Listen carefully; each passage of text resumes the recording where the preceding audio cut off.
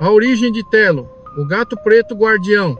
Tudo começou muito antes das paredes sussurrarem, antes das madrugadas gelarem, antes de qualquer presença tentar atravessar para este lado. Tudo começou no dia em que uma gata apareceu dentro do pneu do meu carro. Era 12 de janeiro de 2020.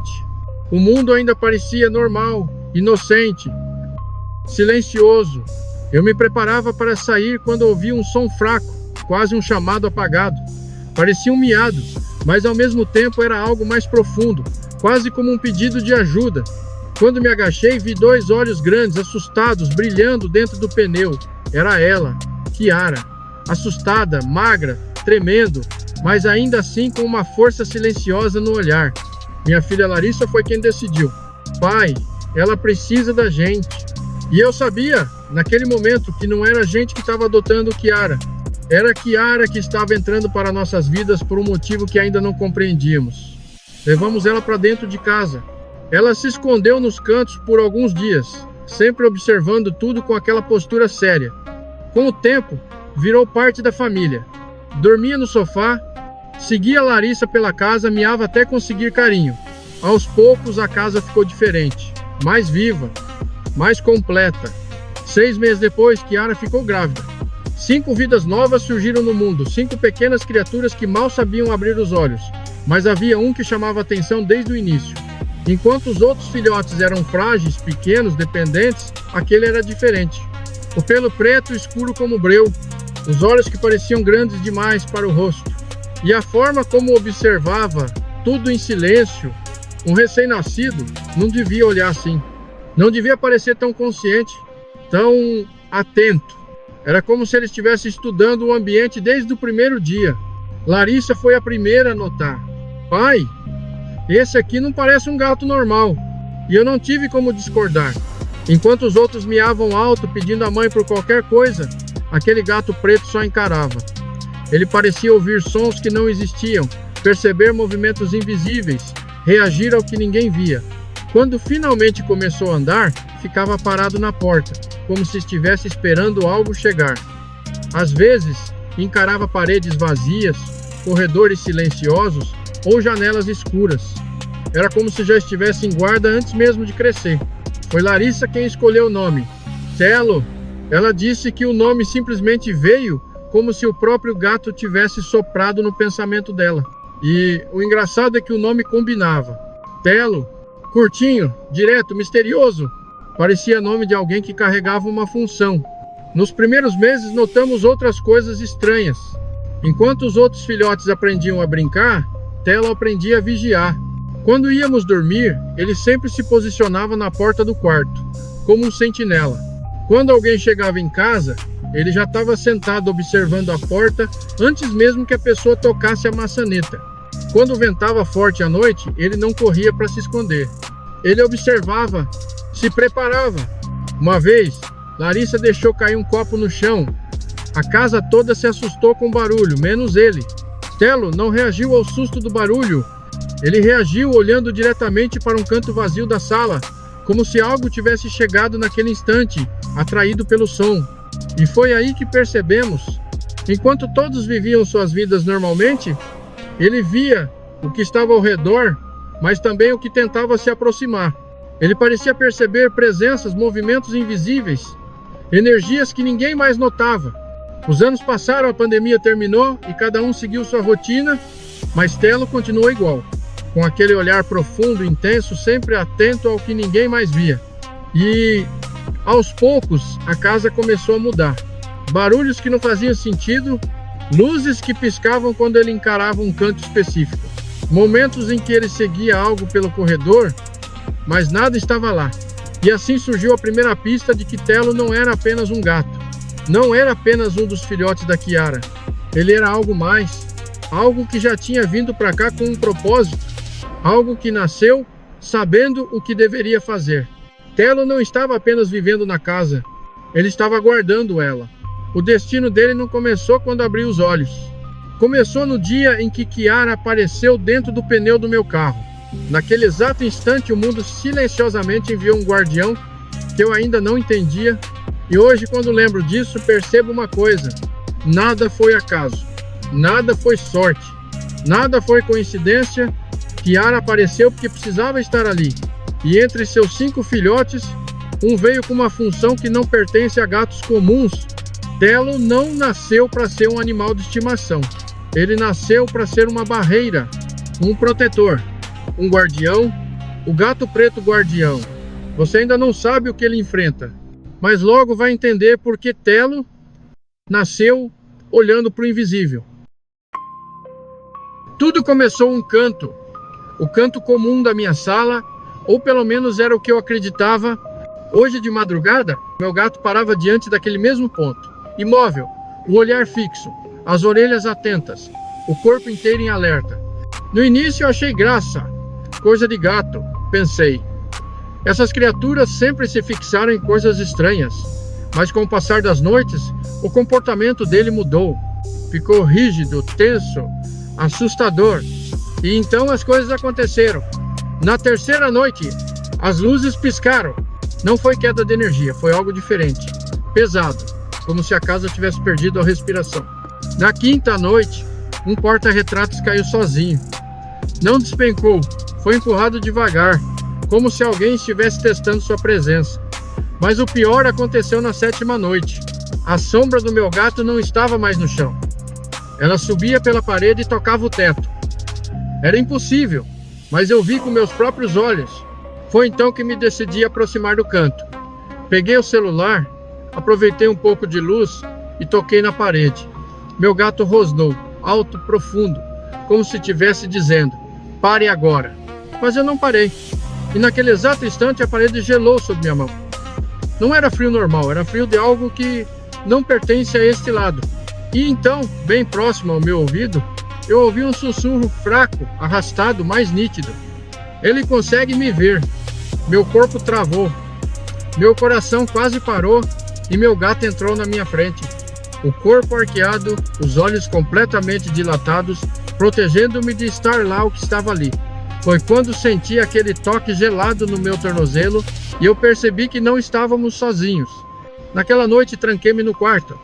Meu gato ficou vigiando a porta e por volta das 3 da manhã a maçaneta começou a girar sozinha e a sombra embaixo da porta cresceu juntou-se e ganhou forma humana. Meu gato rosnou tão forte que a sombra escondeu. Quando abri a porta pela manhã, meu gato dormia exausto no corredor e a parede do canto estava cheia de sombra. Arranhões que vinham de dentro para fora. Foi aí que eu entendi. A coisa atrás daquela parede não estava tentando entrar, ela estava tentando sair. E a única razão disso ainda não ter acontecido é o meu gato. Agora, toda noite, às 2h17 da madrugada, ele volta para o mesmo canto e a voz atrás da parede fica mais forte, mais clara, mais próxima. Ontem à noite ela não chamou por ele, ela chamou por mim. A segunda noite começou diferente. Eu não sei explicar, mas o ar da casa parecia pesado. Não como uma sensação comum de medo, mas como se algo invisível tivesse preenchido cada canto, ocupando espaço que antes era meu. Telo percebeu primeiro. Ele caminhava pela sala com passos lentos, estudando cada sombra, como se estivesse lendo sinais que só ele entendia. O rabo baixo, o corpo tenso. Era como observar um soldado veterano entrando em território inimigo. Ele parou, no mesmo canto da noite anterior. Mas dessa vez, Telo não ficou apenas olhando. Ele se aproximou da parede e rosnou baixo. Um rosnado que eu nunca tinha ouvido sair de um gato profundo, quase humano, carregado de aviso. Eu me levantei do sofá, hesitante, tentando enxergar o que o deixava tão agitado. Mas, como sempre, nada estava lá. Ou pelo menos, nada que eu pudesse ver. Telo então esticou a pata e tocou a parede. E o som que veio depois não parecia certo. Não foi o som de unha arranhando pintura, foi o som de algo por trás dela reagindo. Como se houvesse espaço, vida e movimento atrás de um lugar onde só deveria existir concreto. Telo recuou um passo, arqueou o corpo e atacou. Arranhou a parede com força repetidas vezes como se tentasse impedir alguma coisa de sair. Eu corri até ele, assustado, mas antes que pudesse tocá-lo, o ar gelou. Uma temperatura impossível tomou conta da sala. Respirar ficou difícil, como se o ar tivesse peso, como se eu estivesse respirando através de água. Foi então que eu vi 3 arranhões profundos. Surgiram exatamente onde Telo estava atacando. 3 marcas longas, retas, firmes, descendo devagar pela parede. E não eram dele. A altura das marcas, a profundidade, a largura, não era obra de um gato. Era algo muito maior. Eu fiquei paralisado.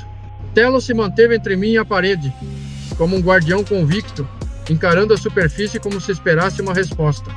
E ela veio, fraca, mas nítida. Uma voz que parecia distante, sufocada, mas inteligente. Você lembra de mim?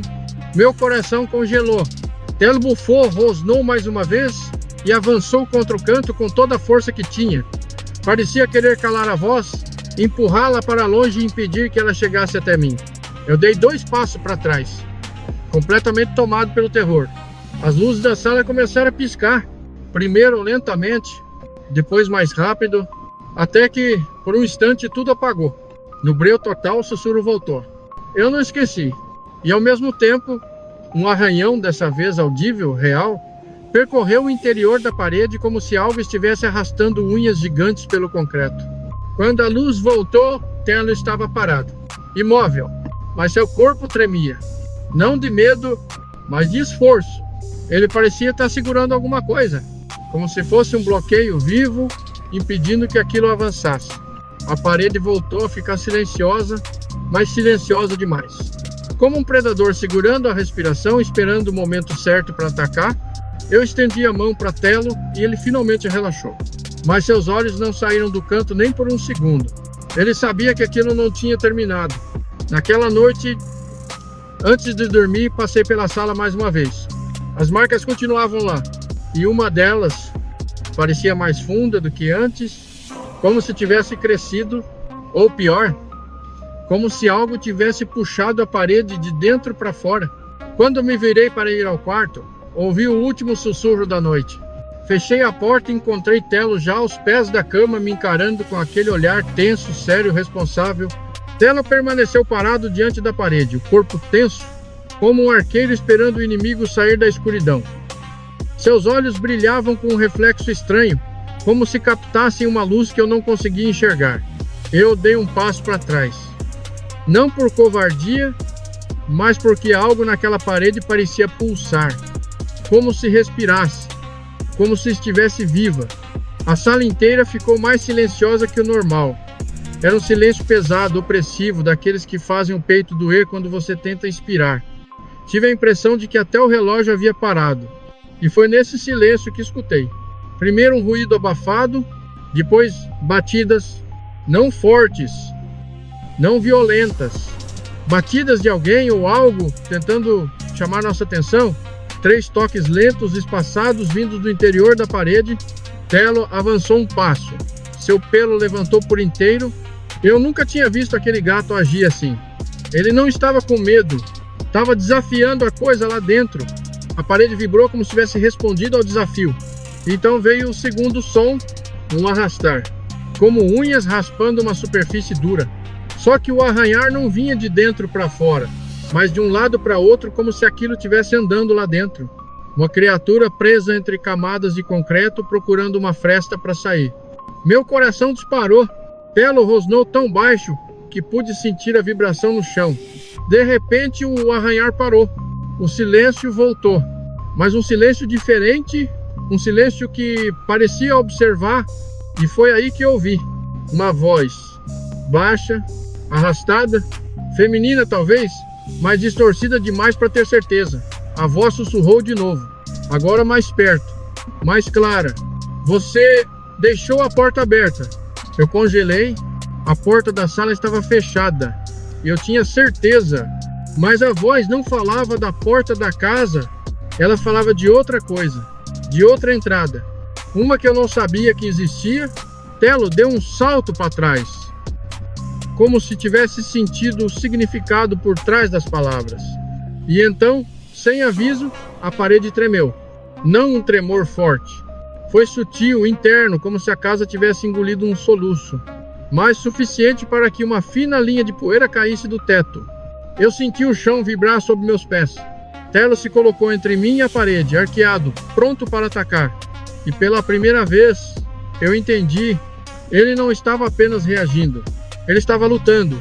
A parede voltou a emitir o som, aquele arrastar lento, perturbador de algo se movendo por dentro.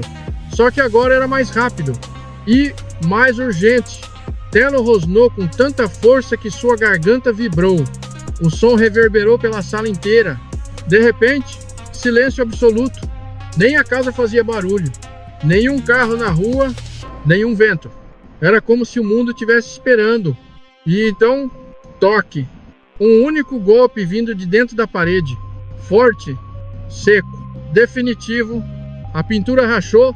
Uma pequena fenda se abriu no canto inferior, como se algo tivesse empurrado o concreto com a ponta de um osso. Eu dei um passo para trás, o coração acelerado.